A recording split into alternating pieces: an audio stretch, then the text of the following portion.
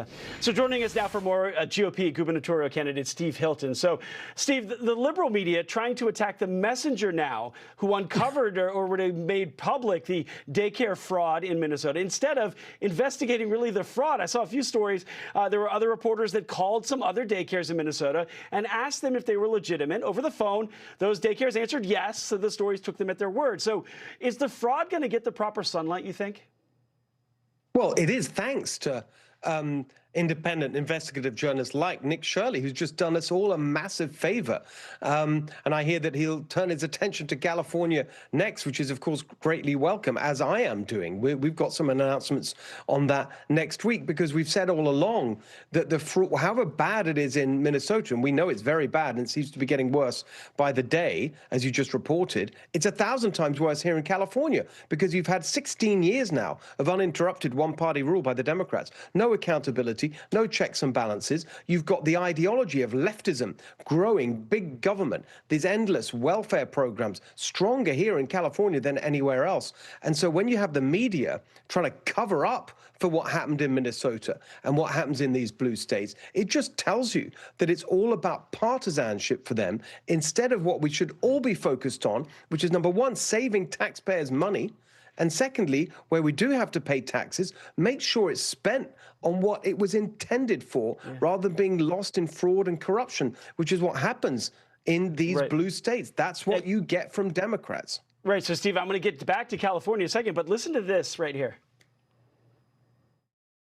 The question is, how pervasive is this fraud? I'm not that interested in handcuffs because they're temporary. I am interested in orange jumpsuits and those little bars in front of you, because that means prison.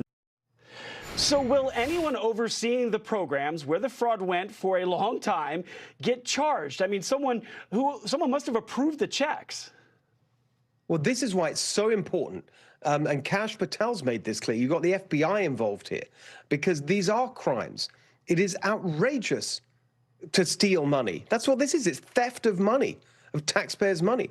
And exactly right. Trey's exactly right there, Trey Gowdy, that you have to have severe consequences as a deterrent, just as it is with all these other things that you're now seeing the Trump administration rightly clamp down on, specifically, illegal immigration and the drug smuggling and all these things. If you show strength, then that acts as a deterrent. That's what we need in the case of this rampant fraud that's been going on unchecked for years. Now, the president warns that this might be even worse in California. Watch this. Can you imagine they stole $18 billion? That's just what we're learning about. That's peanuts. In California is worse, Illinois is worse, and sadly New York is worse. A lot of other places. So we're going to get to the bottom of all of it. It was a giant scam. Other than that, we're going to have a great new year. Can you tell us about the fraud in your home state? Also, maybe a sneak preview of what you're going to announce tomorrow or next week? Well, the president is exactly right. I mean, let's look at what we know about in California. Just before the holidays, you saw the state auditor in California publish a report showing just a snapshot. It wasn't a full audit of everything in California. That number from the state auditor, $76 billion. Yeah. That's at risk for fraud. And that's just 8 separate programs, not the whole of it. That's what we've been looking into. And so we also following up on leads that we've got. I mean, look, I'm not in power yet. I don't have the full levers of the state auditing function, but I set up about a month ago a tip line, just when this Minnesota thing came to light, called califraud.com.